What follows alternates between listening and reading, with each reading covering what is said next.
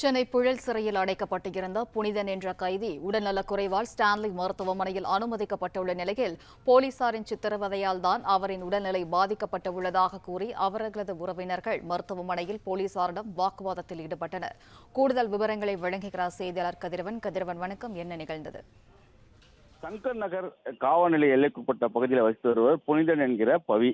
இவர் மீது வழிப்பறி வழக்கு இருப்பதாகவும் நீதிமன்றத்தில் ஆஜராகாத காரணத்தினால NBW வாரண்ட் காரணமாக அவரை கடந்த சில தினங்களுக்கு முன்பு சங்கர் நகர் போலீசார் கைது செய்து புழல் சிறையில் அடைத்திருக்கிறார்கள். இந்த நிலையில்தான் நேற்று உடல்நிலை பாதிக்கப்பட்டு அவர் ஸ்டான்லி மருத்துவமனையில் அனுமதிக்கப்பட்டு தற்போது சிகிச்சை பெற்று வந்த நிலையில அவர் உயிரிழந்து விட்டதாக அவரது உறவினர்களுக்கு போலீசார் தரப்புல தகவல் தெரிவிக்கப்பட்டிருக்கிறது. அதன் அடிப்படையில அவரது உறவினர்கள் ஸ்டான்லி மருத்துவமனையில முற்றுகையிட்டு மருத்துவரிடமும் அதே போல போலீசாரிடமும் வாக்குவாதத்தில் ஈடுபட்டிருக்கிறார்கள். குறிப்பாக புனிதன் உடலில் பல்வேறு இடங்கள்ல காயங்கள், அடிப்பட்ட காயங்கள் இருப்பதாகவும், கால்கள், பாதங்கள் உள்ளிட்ட இடங்கள்ல அடிப்பட்டதற்கான காயங்கள் இருப்பதாகவும், அதனால சிறையிலோ அல்லது சங்கர் நகர் காவல் நிலையத்திலோ அவர் காவலர்களால் சித்திரவதைக்கு உள்ளாக்கப்பட்டதனால்தான் அவர் உயிரிழந்ததாக கூறி அவர்கள் வாக்குவாதத்தில் ஈடுபட்டு போலீசாருடன் வாக்குவாதத்தில் ஈடுபட்டிருக்கிறார்கள்.